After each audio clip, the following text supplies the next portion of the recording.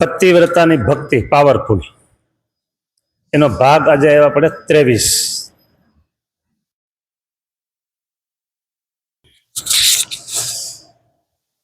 23મો ભાગ હાલે છે. એમાં અંતર્ગત ભગવાનના ધામ એટલે કે અવતાર અને અવતારના ધામ એ પણ અલગ છે. એમાં ખાસ કરીને અક્ષરધામ એની વાત વિશેષ કરવી છે. અલગ છે એ વાત નક્કી થઈ ગઈ છે ને આપણે જવાનું છે ક્યાં? અક્ષરધામમાં.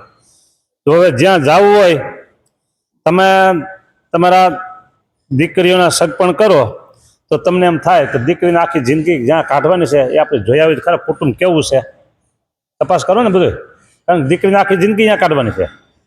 એમ આપણે આ શરીરની આવરદા પૂરી થાય પછી આપણે પરમેનેન્ટ કાયમ યુગોના યુગો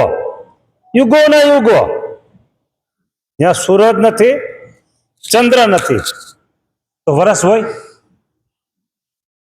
એ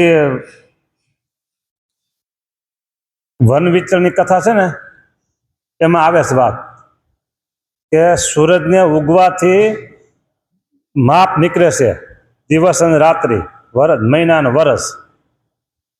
પણ સૂરજ ને ચંદ્ર ન હોય એટલે રાત્રિ દિવસ નથી તો માપ કેમ નીકળે? આટલા વર્ષ થયા ને આટલા મહિના થયા. અરે અક્ષરધામમાં સૂરજ નથી, ચંદ્ર નથી, રાત્રિ નથી, દિવસ નથી, એક જ સરખો કાળ છે.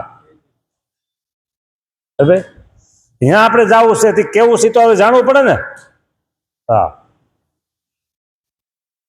જે ધામને પામીને પ્રાણી પાછું પડવાનું નથી રે. પાછું પડવાનું નથી. યદ ગત્વા ન નિવર્તન્તે તદ્ધામ પરમમ મમ ગીતા.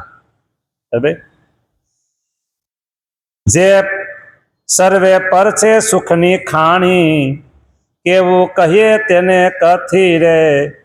રાગ બદલી ગયો છે પણ હું એમાં કહી દઉં. જે સર્વે પર છે સુખની ખાણી કેવું કહીએ તે કે ગાવા દો, રાગ નથી ગાવો હવે. સર્વે પર છે સુખની ખાણી કેવું કહીએ તેને કથી. કથી એટલે કેવું વર્ણન કેમ કરવું? સર્વે પર સુખની ખાણી એટલે સુખની ખાણ. બરાબર. આજે જુઓ તમને કહું કે દુનિયામાં આરસ કેટલો વપરાય છે. આરસ વપરાય છે ને, છતાંય કેવું એવું જાહેર થયું કે આરસ ખૂટી ગયો. કોલસા કેટલા વપરાય છે તો કે એવું કોલસા ખતમ. ડીઝલ પેટ્રોલ કેટલું વપરાય છે તો કે એવું ખતમ થઈ ગયું. અરે પાણી જુઓ ને કેટલું વપરાય છે. બરાબર.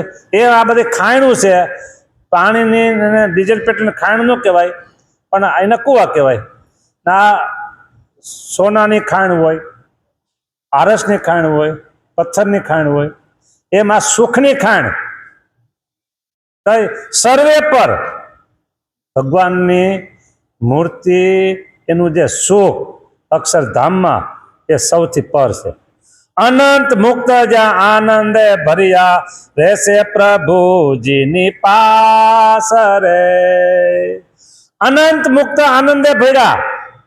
2, 5, 25, 500, 1000, 50,000, લાખ, 2, 5, 10, 50 લાખ નહીં.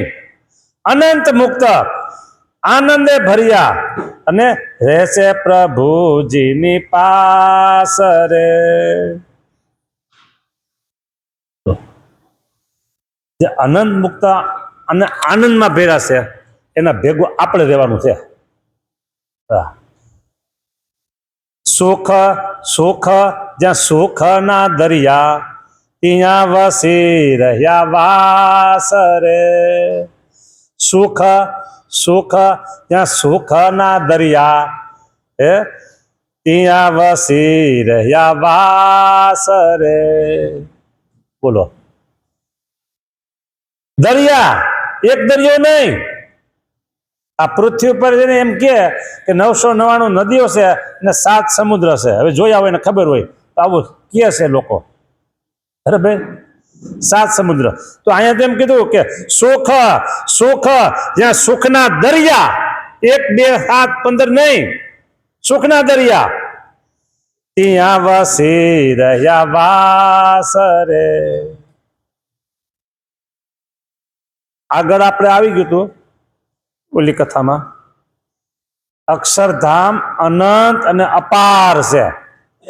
અક્ષરધામ અનંત અને અપાર છે.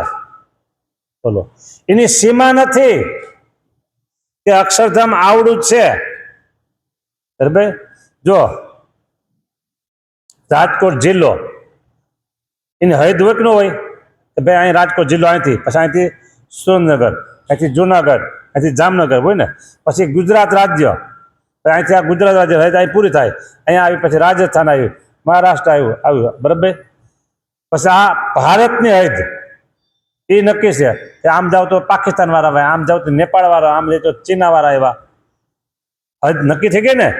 જિલ્લાની હદ નક્કી થઈ, રાજ્યની હદ નક્કી થઈ, દેશની રાષ્ટ્રની હદ નક્કી થઈ. પણ આ ભગવાનનું ધામ એવું છે કે એને હદ છે જ નહીં, અનંત અપાર છે, બરાબર.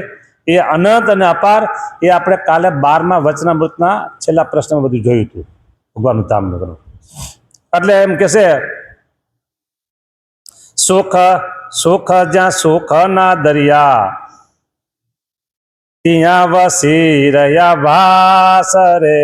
તેજ તેજ જ્યાં તેજ અંબાર તેજોમય તન તેના રે. તેજોમય તન, કાલે આપણે વાત આવી હતી કે ઝાડવા કાચના, પહાડ કાચના, નદીઓ કાચની, માણસો કાચના, ગાયું ભેંસું કાચના, બધું કાચનું, બરાબર. અને પછી આકાશમાં જે તારોલિયા છે એ બધા સૂર્ય, અને જમીન એ કાચની. તો ઝળઝળાટ કેવો પ્રકાશ થાય, હે, કલ્પના બહારનો એ વાત બધી છે. તો એમ તેજ તેજ જ્યાં તેજ અંબાર તેજોમય તન તેના. તેના એટલે કેના? મુક્તના. મુક્તના તેજને અનંત કોટી કોટી કોટી સૂર્ય ચંદ્રને ઝાંખા કરે ને એવું તેજ તો મુક્તમાં છે. વચનામૃત કે છે 63મું, મુક્તનું એવું તેજ છે, જે મુક્ત છે ને એનું. તો ભગવાનના તેજમાં તો શું બાકી હોય, હે? તેજ તેજ જ્યાં તેજ અંબાર તેજોમય તેના રે. તેજોમય જ્યાં સર્વે આકાર, તેજોમય સર્વે આકાર, શું કહીએ સુખ એ ના રે. તેજોમય જ્યાં સર્વે આકાર, શું કહીએ સુખ એના. જે તે તેજ મધ્ય સિંહાસન શોભે, તેજ મધ્ય સિંહાસન શોભે, ત્યાં બેઠા બહુ નામી રે. અધો ઉર્ધ્વ પ્રમાણે રહિત દિવ્ય તેજના સમૂહને મધ્ય મોટું એક સિંહાસન છે, તેને વિશે પુરુષોત્તમ નારાયણ બિરાજમાન છે. આવી વાત વચનામૃત લોયાનું એમાં કરી છે. જો વચનામૃત છે લોયા પ્રકરણનું 14મું. હું થોડુંક આગળથી લઉં છું. બીજા સર્વે અવતાર કરતા આ અવતાર બહુ મોટો થયો ને બહુ સમર્થ છે, અને એમાં અવતાર એવો ભેદ નથી જણાતો. અને બીજા જે મત્સ્ય કચ્છાદિક ભગવાનના અવતાર છે, પણ એમાં અમારી અતિ રુચિ નથી. બીજા મત્સ્ય કચ્છાદિક ભગવાનના અવતાર છે, પણ તેમાં અમારી રુચિ નથી, બરાબર. અને આવી રીતે તો અમારે ઉપાસના છે. જો સાંભળો કેવી, સર્વથી પર એક મોટો તેજનો સમૂહ છે. સર્વથી પર એક મોટો તેજનો સમૂહ છે. તે તેજનો સમૂહ અધો અને નીચે, ઉર્ધ્વ એટલે ઉપર, તથા ચારે કોરે પ્રમાણે રહિત છે ને અનંત છે. અને તે તેજના સમૂહના મધ્ય ભાગને વિશે એક મોટું સિંહાસન છે, ને તેની ઉપર દિવ્ય મૂર્તિ એવા જે શ્રી નારાયણ પુરુષોત્તમ ભગવાન તે બિરાજમાન છે. લ્યો, શ્રી નારાયણ પુરુષોત્તમ ભગવાન એટલે સ્વામિનારાયણ ભગવાન પોતે, બીજા કોઈ નહીં. અને તે સિંહાસનને ચારે કોરે અનંત કોટી મુક્ત બેઠા થકા તે નારાયણના દર્શન કરે છે. લ્યો, સિંહાસનને ચારે કોરે અનંત કોટી મુક્ત બેઠા થકા તે નારાયણના દર્શન કરે છે. આ વાત આવી લોયાનું 14 અને લોયાના 18માં એવું કીધું. એ ભેગું થોડુંક ભેગું કહી દઈ. તમે આપણે બેઠા છે કેવા તો પછી ભાઈ એ સિંહાસન અક્ષરધામની વાત આવી. હવે ભગવાન પોતાની વાત. ભગવાન તો સચ્ચિદાનંદ રૂપ છે, તેજોમય રૂપ છે, અને જેના એક એક રોમને વિશે કોટી કોટી સૂર્ય જેવો પ્રકાશ છે. હરેક એક રોમને વિશે ભગવાનના કરોડ કરોડ સૂર્યના જેવો પ્રકાશ છે. ને કોટી કામદેવને એટલે કે કરોડ કામદેવ આ દુનિયામાં કે આ બ્રહ્માંડમાં કે રૂપાળા કોઈ હોય ને, રૂપાળા કોઈ હોય ને તો કામદેવ. કામ નામના દેવ છે એ રૂપાળા બહુ. તો એમાં એવું કીધું કે કોટી કામદેવ, એક નહીં કરોડ કામદેવને પણ લજ્જા શરમાઈ જાય. તો મને એમ હતું કે મારું રૂપ મારું છે, આમ તો મારા કરતા આનું રૂપ વધારે છે, તો ઓલું પછી શરમાઈ જાય, સમજાય એવી રીતે. તો કોટી કામદેવને પણ લજ્જા પમાડે એવા તે ભગવાન રૂપાળા છે. બોલો. અને અનંત કોટી બ્રહ્માંડના પતિ છે, રાજાધિરાજ છે, સર્વના નિયંતા છે, સર્વના અંતર્યામી છે, અને અતિશય સુખ સ્વરૂપ છે. અતિશય શું કીધું? અતિશય સુખ સ્વરૂપ છે. બોલો, આ ભગવાન જેના સુખની આગળ અનંત રૂપવાન સ્ત્રીઓને જોવાનું જે સુખ તે તું થઈ જાય. ધાણી ડાળિયા મમરાના ફોતરા નીકળે ને, ખારી સિંગના ફોતરા, એવું થઈ જાય સુખ. આ અનંત સ્ત્રીઓને જોવાનું સુખ. આવું કીધું. હવે અહીંયા વાત મૂળ આપણે આ 64 પદ્યમાં હાલે છે ને, કે તેજમય જ્યાં સર્વે આકાર સુખ એ નારે તે તેજ મધ્યે સિંહાસન શોભે ત્યાં બેઠા બહુ નામી રે.